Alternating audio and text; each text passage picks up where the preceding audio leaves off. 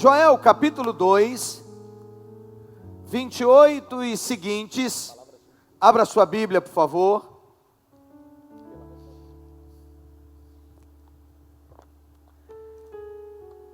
Joel 2,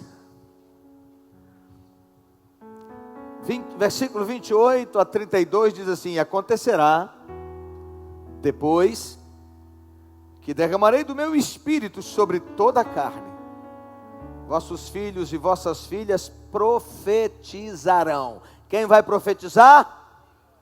Filhos e filhas. Então uma geração de jovens, uma juventude cheia de Deus, profetas de Deus. Vossos filhos e vossas filhas profetizarão, vossos velhos sonharão. Só que fica velho quem parou de sonhar. Se você sonhar, e o Espírito de Deus será derramado sobre ti, que vai liberar graça, amém? Renovo da unção, autoridade, poder, conquista. Os velhos sonharão, os jovens terão visões, aleluia. Até sobre os servos e as servas derramarei o meu espírito naqueles dias. Mostrarei prodígios no céu e na terra, sangue, fogo, coluna de fumaça. O sol se converterá em trevas e a lua em sangue, antes que venha o grande e terrível dia do Senhor. E acontecerá que todo aquele que invocar o nome do Senhor será salvo. Queridos, de tempo em tempo eu falo sobre avivamento, sobre oração, por entender que a igreja que não ora, não rompe. A igreja que não se santifica, não rompe. E como qualquer relacionamento pode se desgastar, casamento pode se desgastar, precisa ser avivado, um relacionamento entre amigos pode se desgastar, e o relacionamento com Deus também, não da parte dele, mas da nossa parte, num esfriamento. Alguém perguntou a Moody, o grande pregador e avivalista Moody, qual era o segredo do avivamento, e a sua palavra foi simples: não há segredo. Ore, ore. Para que o avivamento seja uma realidade nos nossos dias, é necessário que o povo de Deus pague o preço da oração intercessória. Oração não é coisa fácil. Se fosse fácil, todo mundo orava. Oração é guerra, oração é batalha, oração é decisão, oração é perseverança. Acima de tudo, oração é serviço, é guerra espiritual, é luta contra os poderes das trevas. A oração também é um veículo pelo qual você entra numa dimensão de louvor e adoração ao Deus, o único Senhor que tudo pode. A pergunta é: quando foi a última vez que passamos uma noite inteira agonizando na presença de Deus, pedindo por seu Espírito, pelo derramar da sua unção? Romanos capítulo 12, versículo 12 diz: alegrai-vos na esperança, sede pacientes na tribulação, perseverai na oração. Perseverar na oração é estar constante, arraigado, ser contínuo. Como eu disse, por quê? Porque é batalha espiritual e o diabo quer te ocupar para que você não ore. Tem gente que ainda diz assim: olha, eu estou tão ocupado, minha vida está tão corrida, eu não tenho tempo para orar. Se você não tem tempo para orar, você está em processo de esfriamento e de desviar-se da presença de Deus. Essa oração deve ser apaixonada. A oração que é um gemido constante, é um clamor desesperado pela face de Deus, pela presença de Deus. É como uma criança com fome que chora, chora, chora, chora desesperado até que ela seja saciada. Para nossa tristeza, temos visto muitos pastores e igrejas que oram por avivamento, e eles nunca verão suas respostas às orações, porque não se ajustaram ao padrão bíblico de avivamento. O programa deles não é o programa do Espírito. Não há nenhuma preparação para avivamento. Não há nenhum estímulo ou despertamento para intercessão. São evangélicos, são crentes, uns pentecostais, outros ortodoxos, têm um testemunho coerente e consistente, mas algo está tristemente faltando. Falta paixão, falta fogo. Não há qualquer desespero a respeito da condição pecaminosa de uma igreja fria. Não conhecem nada sobre intercessão profunda, tal como caracterizava a vida de Elias, que a Bíblia diz que orou com insistência, com perseverança, até que o fogo de Deus desceu, até que a resposta veio, até que a glória de Deus se manifestou. Muitas vezes em nossas igrejas, embora os membros amem ao Senhor e a sua palavra, não existe nenhum sinal de avivamento. Muita gente que vem para a igreja, mas o coração está lá fora. Muita gente que vem, mais por medo de castigo, do que pelo desejo, a paixão de contemplar a face do Senhor, de adorar aquele que reina.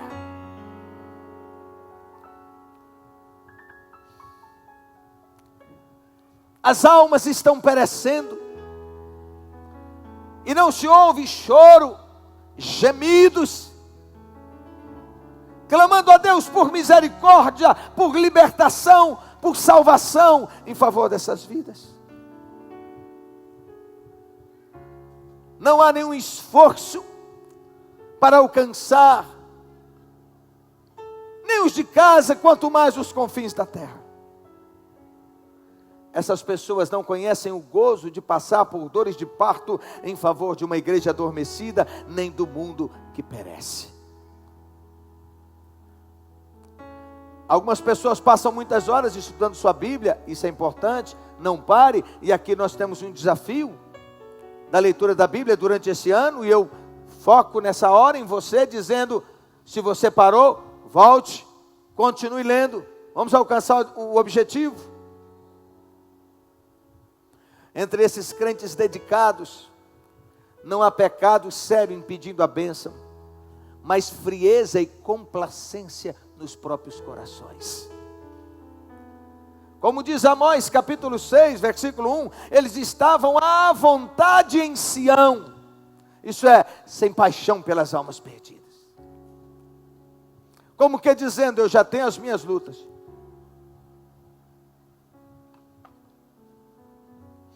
Quando o Espírito Santo se quebrantar e encher nosso coração com o fogo do amor de Cristo, Ele derramará sobre nós um espírito de agonia e intercessão pela salvação daqueles que estão ao nosso redor, porque todo avivamento desemboca em salvação, todo avivamento desemboca em transformação, desemboca em arrependimento. Toda oração por avivamento nos leva ao quebrantamento, nos leva a nos humilharmos, nos leva a deixar o orgulho, nos leva a rendermos diante do Senhor, abandonar o pecado, nos leva a amar o pecador, nos leva a ser instrumento da graça de Deus. Como é preocupante a situação da igreja evangélica hoje. E o Senhor disse que é necessário ter oração extraordinária e jejum para expulsar demônios de alguém. Quanto menos podemos esperar que expulsemos o inimigo da igreja e do mundo sem oração e sem jejum. Ouça, durante o grande despertamento, avivamento, Jonatas Edwards escreveu com muita lógica. Ele diz: por que alguém estranharia que aqueles que estão cheios do Espírito de Cristo ficassem semelhantes em suas almas ao próprio Cristo, que os amou de tal forma e se importou por eles a tal ponto de se dispor a beber inteiramente o cálice da ira de Deus em favor das pessoas? E não só isso, mas também, como seu sumo sacerdote, ofereceu forte clamor e lágrimas, com extrema agonia, enquanto passava por dores de parto em favor das almas. O espírito daqueles que se angustiam em favor das almas em avivamentos não parece ser diferente do espírito do apóstolo, que também angustiava-se pelas almas, estava pronto de desejar que fosse anátema, um amaldiçoado, a fim de ganhar os outros.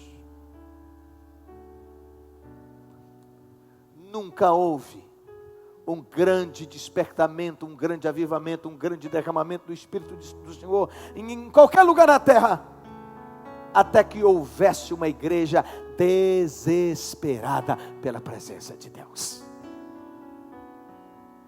A pergunta é: como está seu coração? A pergunta é: quanta fome e sede você tem de Deus? Ou está apático, frio, gelado?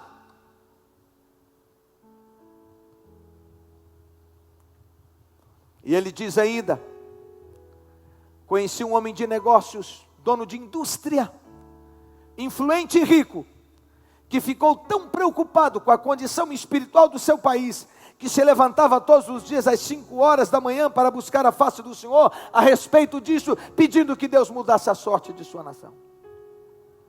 Ele orou para que Deus levantasse outros crentes com o mesmo propósito, para se unirem a ele em todo o país, nesse ministério secreto, que é o ministério da oração. Tão desesperado ficou, que disse ao Senhor que se enviasse um avivamento, ele doaria todos os seus recursos para a evangelização da sua nação. Meu Deus! E Eduardo diz: ele cumpriu a sua palavra e tornou-se o pivô do mover de avivamento na sua terra. Diz mais: conheci uma igreja local num país da Europa Oriental, que por causa da frieza dos membros, só contava com umas 20 pessoas aos domingos à noite para frequentarem a reunião de estudo bíblico. O número reduzido perseverou em fé, e com deliberação e ponderação, por serem pessoas idosas, a igreja foi acabando, e tinha ficado uma média de 20 idosos.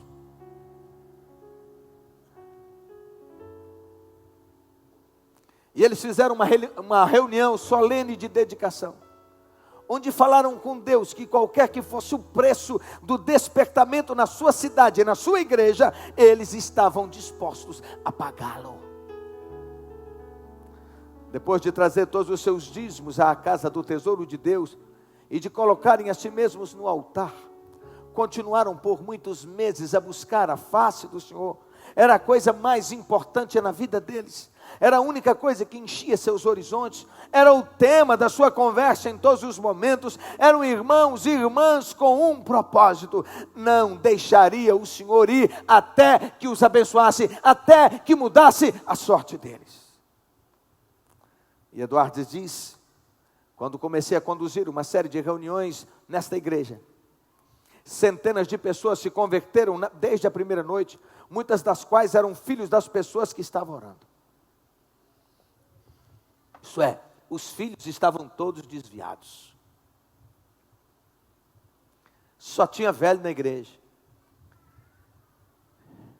Mas eles caíram em si, entenderam que aquele quadro precisava mudar. E quando foram num culto à noite, reuniram para tratar isso, e no culto à noite, quando foram à igreja, eles foram ao altar levar dízimos e ofertas. Eles também levaram a si mesmos e entregaram ao Senhor, e dizendo: Senhor, queremos pagar o preço para que o Senhor transforme esta cidade e essa igreja. Meses ininterruptos de oração, de busca.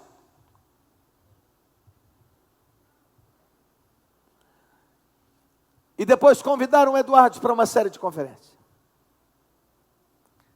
centenas de pessoas se converteram, e os filhos dos crentes que estavam desviados voltaram quebrantados para a presença de Deus. Tão poderosa foi a obra do Senhor naquela igreja para a salvação de almas, que rapidamente ficou lotado aquele prédio que comportava umas 800 pessoas. Imagine um templo que cabia 800, tinha 20. E num pouco tempo, num mover de Deus, num derramar do Espírito de Deus, a igreja ficou lotada. E isso noite após noite. Mesmo sem um pastor, nem pastor eles tinham. Logo começaram a transbordar para outros lugares, de forma que por volta de 20 postos missionários foram estabelecidos nos bairros ao redor. Eles abriram várias frentes de evangelização na cidade. E essa igreja tornou-se uma igreja mãe para muitos outros grupos de cristãos. Daí lhe saíram pessoas para todo o país evangelizando. A igreja mais morta na nação tornou-se a igreja mais espiritual e mais acordada. A pergunta é: será que essa palavra não fala com você?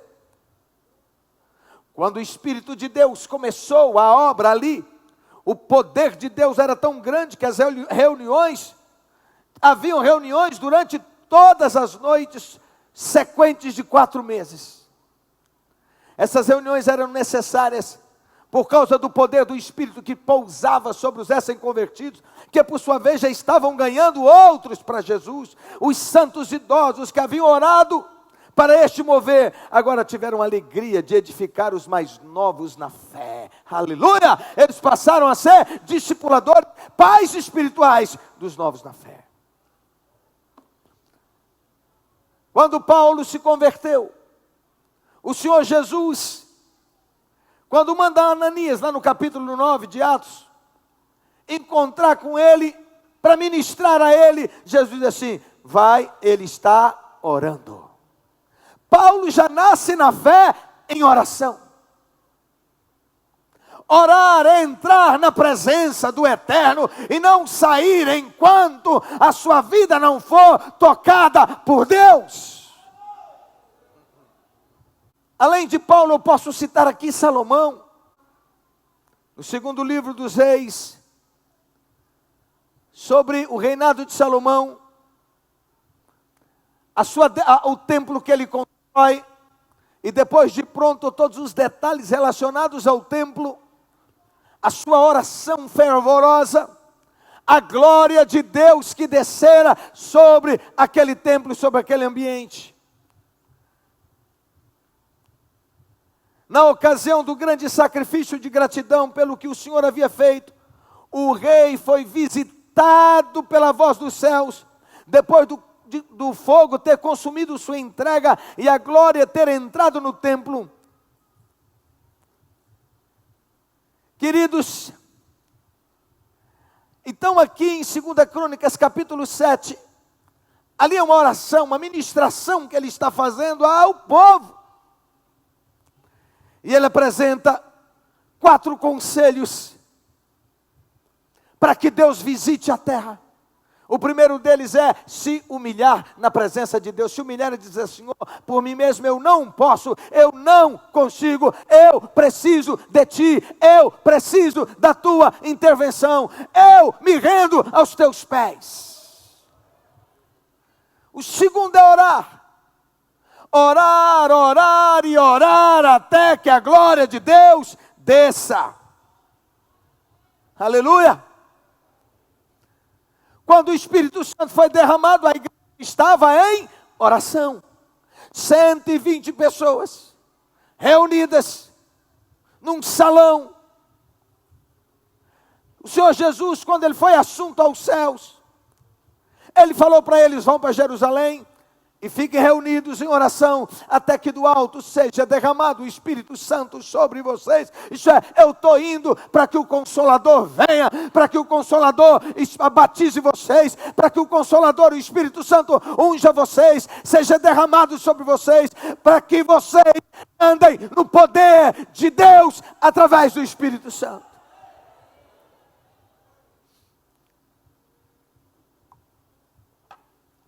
E eles oraram, oraram, até que de repente do alto vem o poder de Deus sobre a vida deles. E a partir daí eles nunca mais foram os mesmos. Aqueles que estavam órfãos, que haviam perdido a presença de Jesus, que estavam frustrados e decepcionados, agora se levantam com ousadia, com graça, com amor, com poder, com autoridade, com paixão, e eles abrem a palavra, e Pedro ministra de forma simples, mas ministra com autoridade. Quer autoridade espiritual? Renda-se diante de Deus em oração. Quer autoridade espiritual? Ao entrar na presença de Deus, peça que Ele sonde seu coração, para que aquilo que não agrada a Deus seja retirado da sua vida. Se humilhar, diga comigo, se humilhar, orar, buscar a face de Deus. Uma coisa é orar por pessoas, uma coisa é orar por causa, outra coisa é orar pela face, pela presença de Deus. É mais do que orar pedindo que Deus abençoe alguém. É mais do que orar intercedendo por alguém. É orar clamando: Senhor, eu desejo ter intimidade com o Senhor. Eu quero a sua presença. Aleluia! É isso. E ainda, se converter dos maus caminhos. Um pastor amigo meu lá da Rondônia me mandou um vídeo hoje. E um pregador contou a história de um evangelista no Brasil, no Rio de Janeiro, que estava pregando o evangelho, mas estava há 2 anos, diga 2 anos, em adultério, em prostituição. E continuava no altar. Um dia ele foi convidado para ir num outro estado para pregar, e ele virou para Deus, porque aquele jugo de pecado estava sobre ele, ele não tinha força para se livrar do jugo, também não procurava ajuda e não confessava, com medo do escândalo, e ele disse para Deus assim: Senhor, me envergonha publicamente. Ele foi para o culto, foi pregar, e enquanto ele pregava, o Espírito de Deus se manifestou, e muita gente se converteu ao Senhor Jesus, e tantas outras foram batizadas com o Espírito Santo. Terminou o culto, ele pegou o carro de volta de São Paulo para o Rio de Janeiro. E no caminho: Senhor, eu não entendi, eu pedi para o Senhor me humilhar, e o Senhor fez tudo isso. Deus não respondeu nada. Quando foi à noite, ele foi dormir, e o Espírito de Deus falou com ele para ele levantar, e ele levantou e foi orar. Saiu, foi para um lado de fora assim, no cantinho, uma varanda e tal. Quando ele estava orando, uma luz muito forte entrou no ambiente. Quando ele olhou, tinha um anjo com uma espada de fogo. Oi?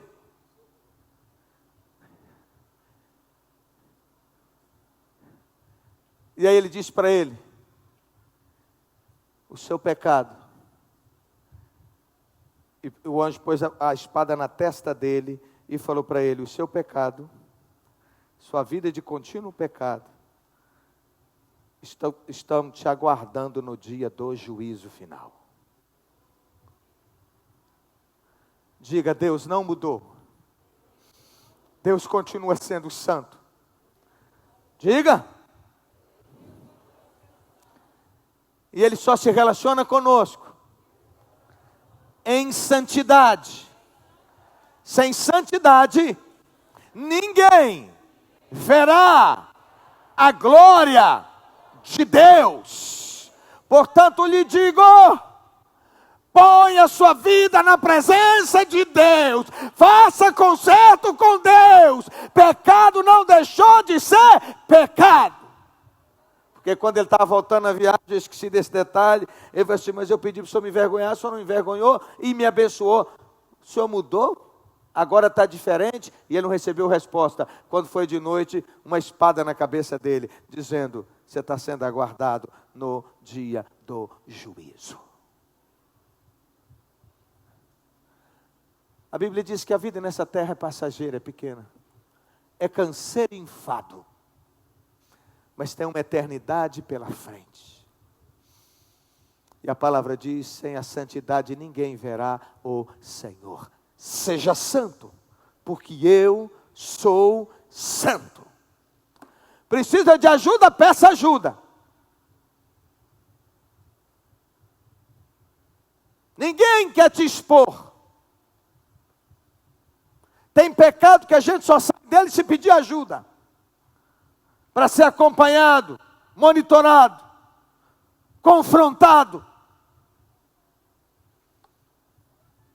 Mas a palavra diz que horrível coisa é cair nas mãos do Senhor. Não brinque com isso. Não brinque com isso. Ande com Deus. Mas também não ande como uma grande parte dos crentes hoje em dia andam. São meros religiosos. Ande com Deus com fervor. Ande com Deus com temor. Ande com Deus como alguém que deseja mais do que qualquer coisa a presença e a glória de Deus. Haracamaná, chorandabacabana.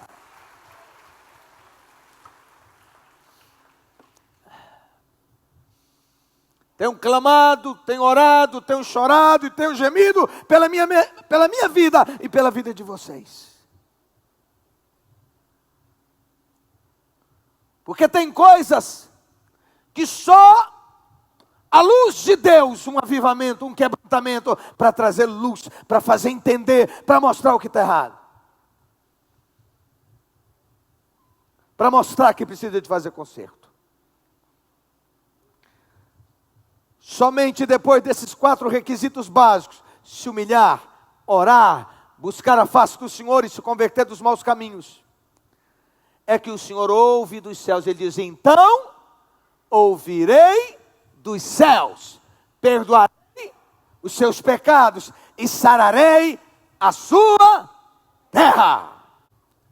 André Murray declarou que a oração é poder mediante o qual acontece aquilo que de outro modo não aconteceria. Isso é, tem coisas, irmão, que só a oração para mudar. Por isso que ela é a chave do avivamento. Wesley Duell, tem alguns livros dele, diz que na história da igreja, cada vez que vem um avivamento, primeiro houve um período prolongado de oração e busca da face de Deus por alguns dos seus filhos. Às vezes você fica assim, eu preciso de orar, mas preciso de mais gente. Não, comece com você. Faça uma lista de pessoas que você gostaria que o fogo de Deus descesse sobre elas. Comece com os crentes velhos na fé, com os líderes, com os pastores. Comece conosco, clamando e pedindo: incendeia, incendeia, incendeia, incendeia, incendeia, incendeia, incendeia, incendeia.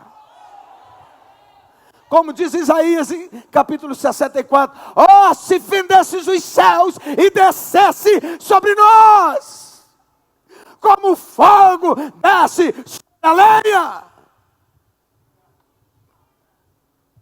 Pare de ficar esperando grandes reuniões de oração. Comece a você a gerar esses grandes moveres e Deus vai honrar a sua oração. A Vera diz que você vai olhar que a igreja está incendiada, o povo vem a liberto, o povo virá e será transformado, a igreja se multiplicará, a glória de Deus descerá e você vai louvar e dizer: meu Deus, começou comigo.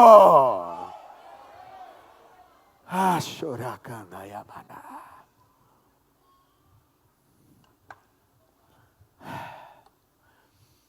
Oração é a fonte do avivamento. A.W. Tozer, outro grande avivalista, disse: o avivamento só vem para quem deseja, com angustiosa tensidade, expressa na oração perseverante. Diga: avivamento começa com quebrantamento, com oração constante, perseverante. Perguntaram a Billy Graham Qual era o segredo do avivamento? E a resposta dele a sua resposta foi assim: são três. Três segredos. Aí ele diz: primeiro, orar. Segundo, orar. Terceiro, orar. William Seymour orava 7 horas a Deus para receber revestimento de poder. Lutero orava 3 horas diária. E ele que fez a tradução da Bíblia para o alemão. George Whitefield orava 8 horas por dia. John Wesley descreveu que houve uma noite, por volta das 3 da manhã, que hora? Quando estava em oração, que o poder de Deus veio de forma tão profunda sobre eles, a ponto de gritarem assombrados com a glória de Deus, e eles gritaram em uma só voz. Às 3 da manhã, eles reunidos, e a glória de Deus desceu.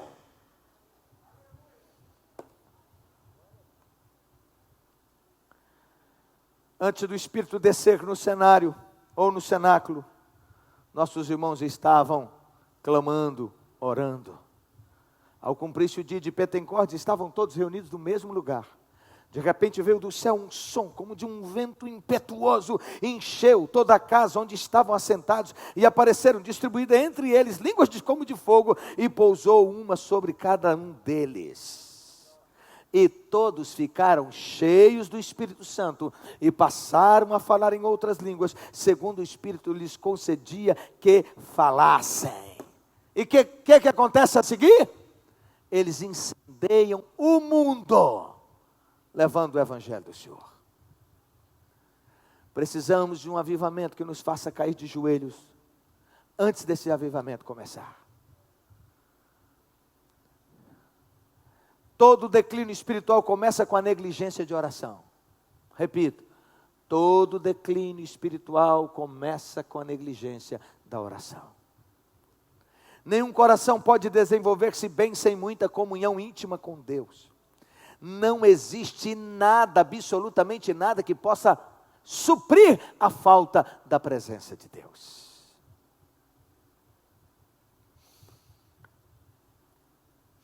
A oração traz a presença de Deus até nós. Você pode dizer isso?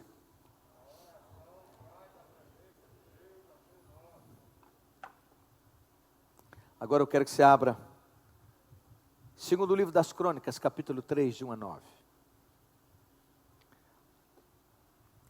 Salomão assume um reino consolidado. Deus disse que Davi iria construir o templo, porque Davi tinha as mãos sujas de sangue, ele tinha feito muitas guerras. Mas seu filho fará em seu lugar. Quando Salomão assume, ele começa a buscar a face do Senhor, e começa a clamar por sabedoria, por graça. E ele contratou de outro país os melhores profissionais para cortarem pedras e para prepararem toda a estrutura do templo e utensílios do templo, além de pegar também os melhores, os homens mais hábeis da própria nação. E o versículo 1 de 2 Crônicas 3 diz: começou Salomão a edificar a casa do Senhor em Jerusalém, no Monte Moriá, onde o Senhor aparecera a Davi seu pai, lugar que Davi tinha designado na eira de Ornã, o Jebuseu. Começou a edificar no 2º mês, no dia 2º, no ano 4º do seu reinado. Depois de 4 anos no poder, ele começou a construir o templo. Versículo 6, também adornou a sala de pedras preciosas, e o ouro era de Parvaim. Cobriu também de ouro a sala, as traves, os umbrais, as paredes e as portas.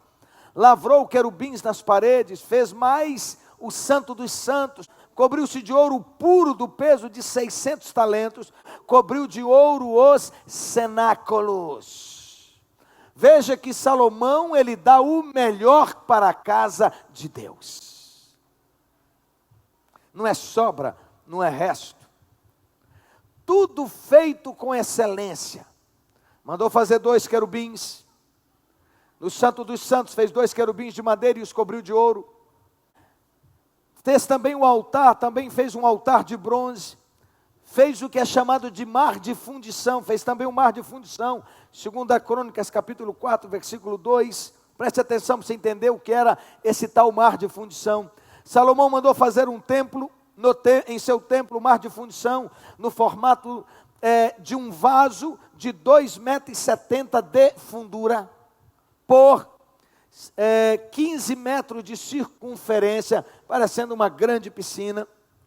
Embora os estudiosos não reconhecerem exatamente a forma do mar de fundição do templo de Salomão, eles afirmam que o mar de fundição do templo de Salomão comportava de 50 a 90 mil litros de água.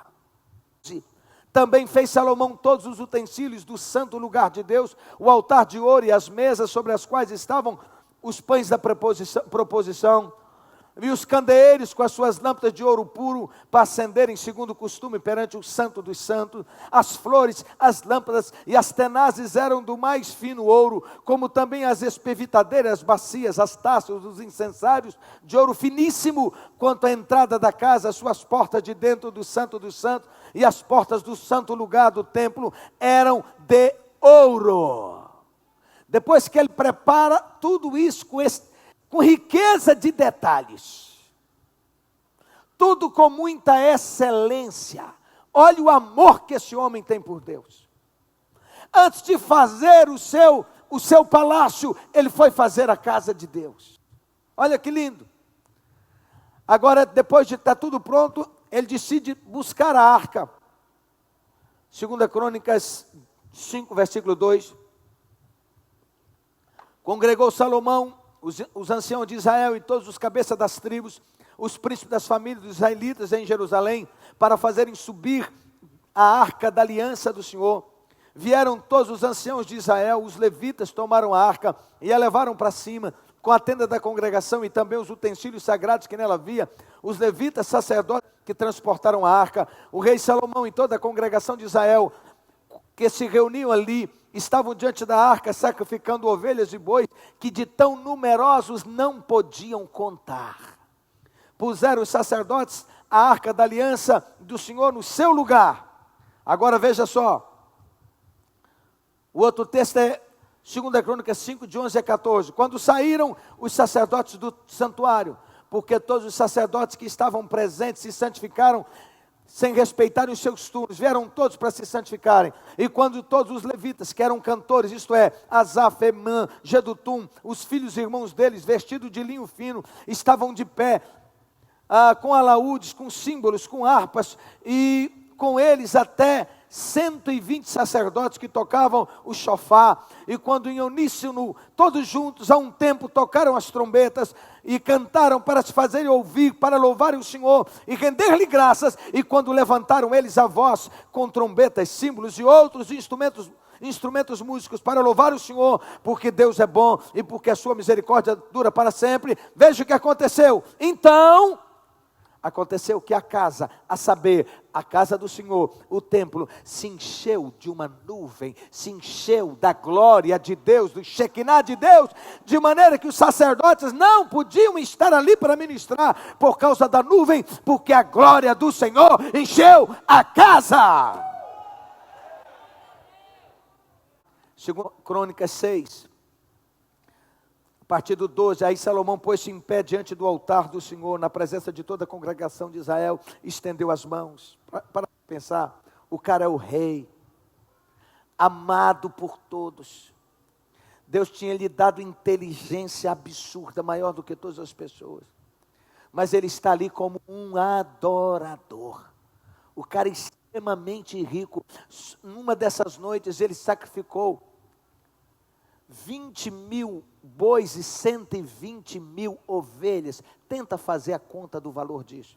Mandou matar tudo, como oferecendo culto ao Senhor, para que colocasse sobre os altares, e ele teve que mandar fazer vários altares à frente do templo, para que o Senhor recebesse esse cheiro, esse sacrifício, e te lembrando que no Antigo Testamento eram oferecidos sacrifícios em louvor ao Senhor, ou como pedido de pecado, e diz a Bíblia que Jesus é o Cordeiro de Deus que tira o pecado do mundo, é por isso que Ele vem dar vida na cruz do Calvário, em favor da nossa vida. Agora nós não precisamos mais oferecer esse tipo de sacrifício, pombos, bois, cordeiros, não precisamos mais, porque Ele já fez isso por nós, uma vez por todas, um sacrifício perfeito, e Salomão faz tudo com tanta graça. Aí talvez possa dizer, mas também, né, ele era rico demais. Você já viu o rico miserável? Sim ou não? Eu tenho aos montes. Tem aos montes. Você já viu o rico que é crente que não dizima? Tem aos montes. Então a questão não é questão de ser rico, porque eu já ouvi, já falei isso para vocês, de uma mulher muito rica na cidade, religiosa, falou para mim assim, para o pobre é fácil entregar dízimo, porque ele ganha pouco, agora é difícil para mim pela renda que eu tenho. Salomão era extremamente rico, e ele tinha um coração generoso, ele dava o melhor em abundância para Deus.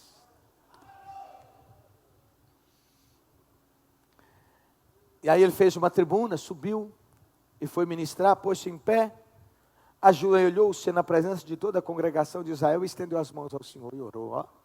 Diante de todos ele se ajoelha, estende as mãos e ele ora ao Senhor.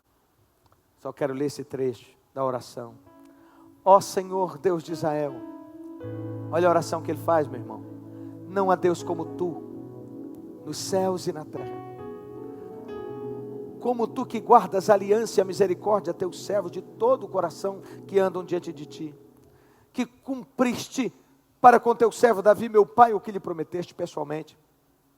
E disseste para teu servo Davi, meu pai, e pelo teu poder o cumpriste como hoje se vê. Agora, pois, ó Senhor, Deus de Israel, faz a teu servo Davi, meu pai, o que lhe declaraste, dizendo, não te faltará sucessor diante de mim, que se assente no trono de Israel, contando que teus filhos guardem o seu caminho para andarem na lei diante de mim, como tu andaste. Agora também, ó Senhor Deus de Israel, cumpra-se a palavra que disseste a teu servo Davi. Mas de fato, habitaria Deus com os homens da terra? Essa é a oração dele. Eis que os céus e até o céu dos céus não te podem conter, ó Deus, quanto menos essa casa que eu edifiquei. Atenta, pois, para a oração de teu servo e para a sua súplica, ó Senhor meu Deus, para ouvires o clamor e oração que faz teu servo diante de ti, para que os teus olhos estejam abertos dia e noite sobre esta casa, sobre esse lugar, da qual disseste que o teu nome estaria ali, para ouvir as orações do teu povo, que se fizer neste lugar. Ouve, pois, a súplica do teu servo e do teu povo de Israel, quando orarem neste lugar. Ouve do lugar da tua habitação, dos céus, ouve e perdoa teu povo. Aí ele começa a listar uma série de pecados, e ele diz, quando alguém pecar contra o próximo, e lhe pedir perdão, ouve dos céus, age e julga teus servos. Versículo 24, quando o teu povo de Israel, por ter pecado contra ti, for ferido diante do inimigo, e se converter, e confessar teu céu, e perdoa o pecado do teu povo de Israel, e faz voltar a terra que deste a teus pais. E ele diz mais, quando os céus cerrarem, e não houver chuva, porque por teu povo ter pecado contra ti, e ele orar neste lugar, e confessar teu nome, e se converter dos seus pecados, havendo tu afligido, ouve tu nos céus, e perdoa o pecado dos teus servos, do povo de Israel, e mostra o bom caminho, e dá chuva na terra, para a herança do teu povo. Quando houver fome na terra, ou peste, quando houver crestamento, ou ferrugem, gafanhoto, larva, quando o seu inimigo, e no nosso contexto, quando houver um vírus terrível como esse, e quando o inimigo cercar em qualquer das suas cidades, ou houver alguma praga ou doença, toda oração e súplica que qualquer homem ou todo o povo se fizer conhecendo cada um a sua própria chaga e a sua dor, estendendo as mãos rumo à tua casa, ouve tudo o céu e perdoa e abençoa teu povo. Ele está orando por si, mas ele está orando pela nação, e ele está orando pelo futuro da nação. E ele fala do estrangeiro, e ele fala de quando o povo sair à guerra, ele fala quando pecarem, pois contra ti, aí ele diz, pois não há nenhum homem que não peque, e o Senhor fica indignado contra eles, e os entregarem das mãos do inimigo, a fim de que os leves cativam uma terra longe, ou perto esteja, e na terra onde forem levados, caírem em si, se converterem, e se suplicando, dizendo, pecamos perversamente, ouve, perdoa teu povo. E assim ele segue. Agora, pois, ó meu Deus, estejam os teus olhos abertos e os teus ouvidos atentos à oração que se fizer neste lugar. Levanta-te, pois, Senhor Deus, e entra para o teu repouso, tu e a arca do teu poder. Os teus sacerdotes, ó Senhor, se revistam de salvação, e os teus santos se alegrem do bem. Ah, Senhor, não repulses o teu ungido. Lembra-te das misericórdias que usaste para com Davi, teu servo. Eu concluo. Tendo acabado Salomão de fazer essa oração, desceu fogo do céu e consumiu o holocausto, os sacrifícios, e a glória do Senhor encheu a casa. Os sacerdotes não podiam entrar na casa, porque a glória do Senhor tinha enchido a casa. Todos os filhos de Israel vendo descer o fogo, literalmente eles viram o fogo descer, e a glória do Senhor sobre a casa, se encurvaram com o rosto em terra, sobre o pavimento, adoraram, louvaram, porque é bom, porque a sua misericórdia dura para sempre. Aqui estão as condições. Ore, chore, jejue pela sua casa. Ore, chore, gema, jejue pelos irmãos da fé, pelos seus parentes, pela igreja, pela cidade. E eu quero te dizer, Deus está ansioso para derramar do seu Espírito sobre a igreja Betel. Ele me falou que vai fazer isso. Mas é preciso que o povo se posicione em Deus. É preciso que o povo se posicione em Deus. Quem sabe você quer se comprometer e dizer, Senhor, muda a minha sorte. Conta comigo. Quem puder ajoelhar, se ajoelha. Quem não puder, não se ajoelha.